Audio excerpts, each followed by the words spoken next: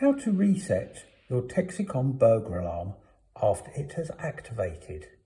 First, we shall set the system.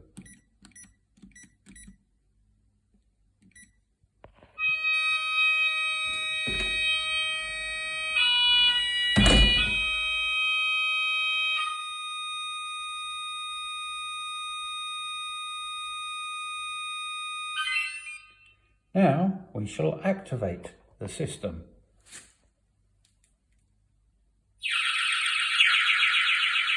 Simply enter your code to stop the horrible noise.